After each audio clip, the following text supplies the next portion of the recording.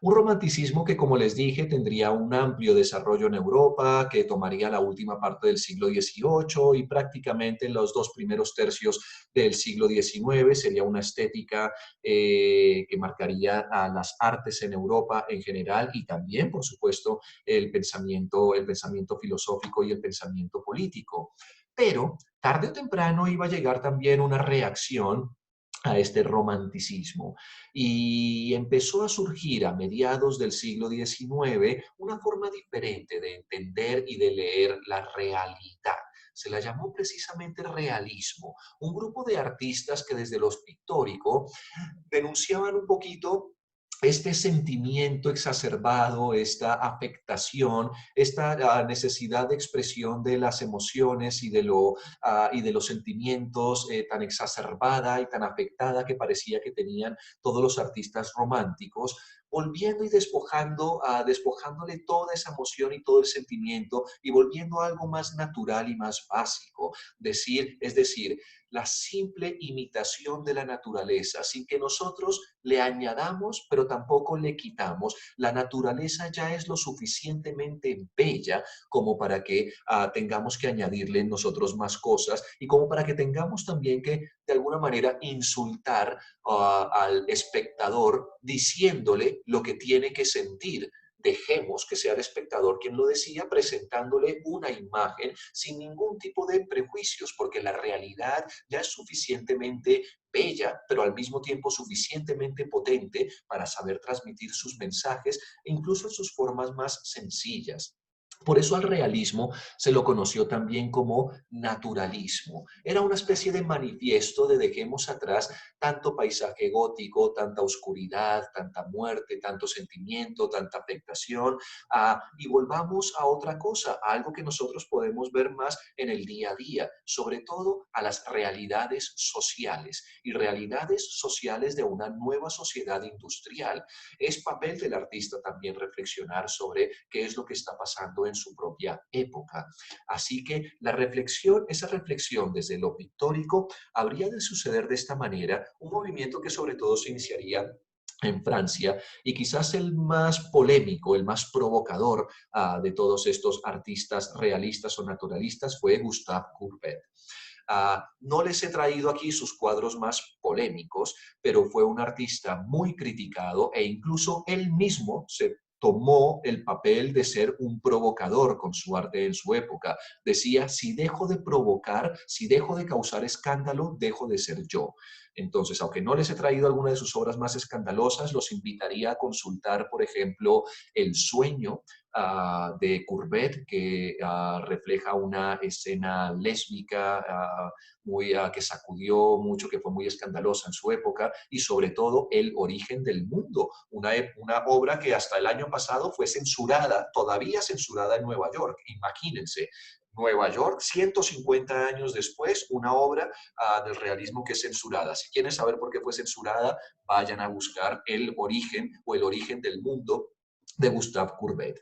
Pero lo que intentaba hacer Courbet acá era un auténtico manifiesto. Hasta entonces las obras de academia, las obras de gran formato, las obras que valía la pena observar, a lo mejor comprar, a lo mejor llevar a un salón, a lo mejor tener en tu propia casa, eran las obras de los temas que habíamos dicho elevados, es decir, los temas de la antigüedad clásica grecolatina, los temas de la mitología, los temas de la religión o incluso los retratos de personas importantes. Pero ¿qué importancia podía tener para un formato grande una escena aparentemente tan fútil y tan pueril como dos obreros, dos trabajadores, ¿no? Que son los picapedreros?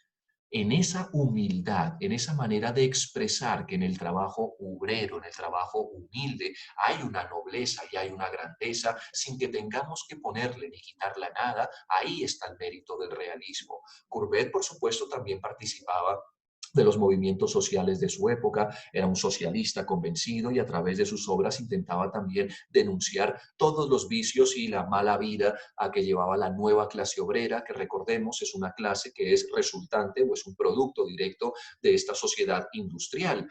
Entonces, la escena que vemos aquí, lamentablemente este cuadro, les digo, ninguno de nosotros podrá verlo porque fue destruido con los bombardeos de Dresde de la Segunda Guerra Mundial en 1945. Y lo que estamos viendo acá acá es la reproducción de una de las fotografías de ese cuadro que sobrevivió. Pero en todo caso, nos muestra una escena cotidiana, una escena parece normal, en la que los personajes son anónimos, ninguno nos está dando la cara, no, de hecho nos están ocultando el rostro, cada uno de ellos está absorto en una actividad que a lo mejor para nosotros nos parece pequeña, incluso nos parece inútil. ¿Quién puede dedicarse todos los días de su vida, cada día, a simplemente picar y romper piedras y gastar sus días en esa fatigosa labor como seguramente lo ha hecho este viejo acá, porque ya es un hombre de edad que todavía se ve forzado a realizar este tipo de trabajo, con el joven que está siguiendo sus mismos pasos y que seguramente estará condenado a una vida también de trabajo duro y de trabajo forzado, sin tener ninguna esperanza de progresión en la escala social, con su camisa rota, rompiéndose la espalda con el esfuerzo de llevar todas estas rocas, la humildad, pero también la nobleza que hay en las herramientas, las simples herramientas y el hecho de que estemos exaltando a dos albañiles. Estamos exaltando a dos albañiles. Imagínense cómo esto chocaba con la academia, que estaba acostumbrada a todos esos temas nobles. Dos albañiles que han traído su marmita, que tienen ahí su almuercito también para pasar el día, y en esta humildad y en esta sencillez hay una nobleza absoluta en la que no hay necesidad de ponerle más ni de quitarle nada. La realidad ya es suficiente como para poder transmitirnos un nuevo mensaje y poder canalizar los tiempos que corren.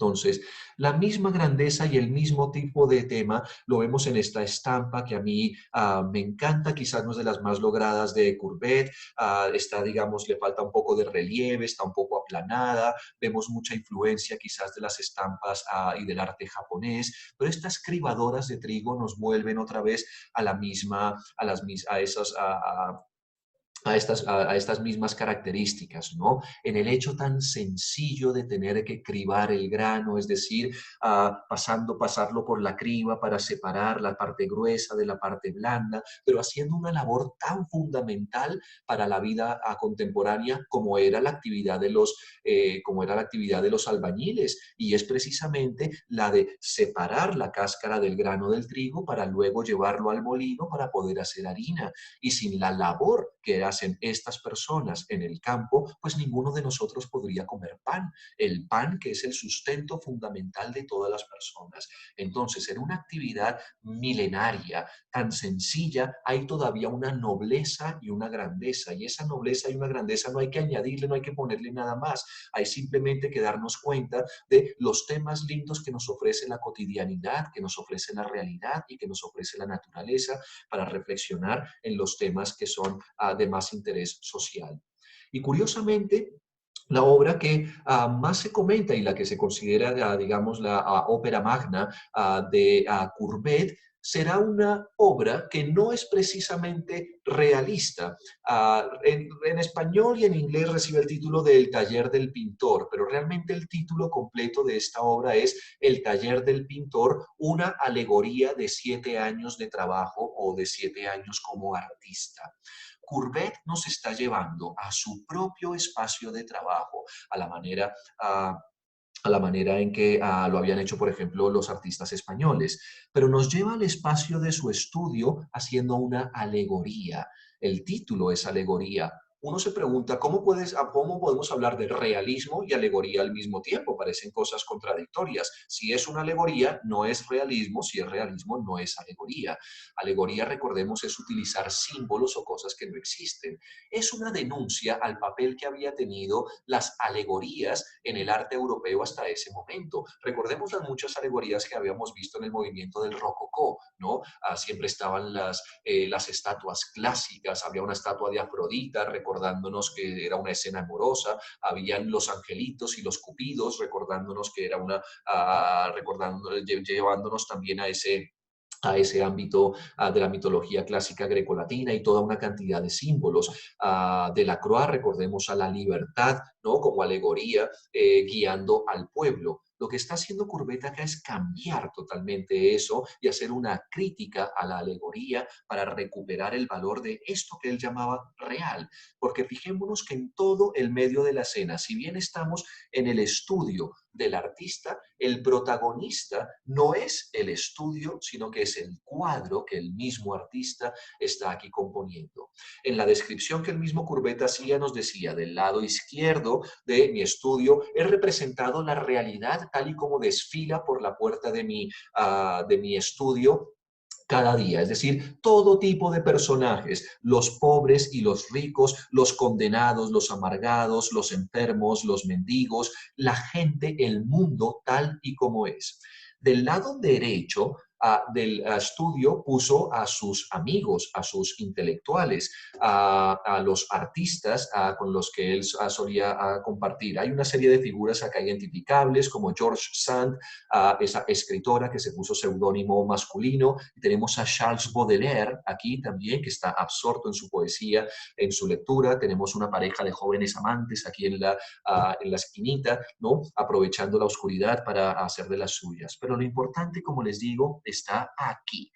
Toda la atención en el centro del cuadro. La alegoría, ¿cuál es? La alegoría es evidentemente esta mujer desnuda, porque todo el mundo parece ignorar que hay una mujer desnuda e incluso el artista mismo en medio del salón. Esta mujer desnuda es un símbolo clásico de la figura de lo que es la feminidad, el nudismo de la feminidad en la historia del arte europeo. Pero fijémonos que Courbet le está dando la espalda a la tradición académica del arte europeo. Dice, lo que importa ya no es esto, no es el arte figurativo, no es la representación de este tipo de alegorías de esta manera, y más bien vuelve a la inocencia del artista que está representada en este niño, un niño que está maravillado con la manera en la que el artista, muy confiado de sus capacidades, tiene, ¿no?, de representar o de crear una realidad y un mundo diferente.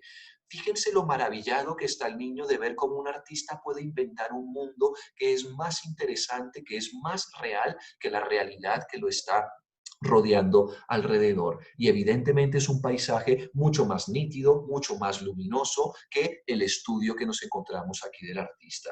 Entonces, este taller del pintor es un auténtico manifiesto a llevar nuestra atención a lo que ahora importa, a volver a lo natural, volver a lo real, volver a la naturaleza y a la inocencia infantil, dándole la espalda a una importante tradición académica que los artistas empiezan a presentir o a sentir ya como obsoleta, como gastada.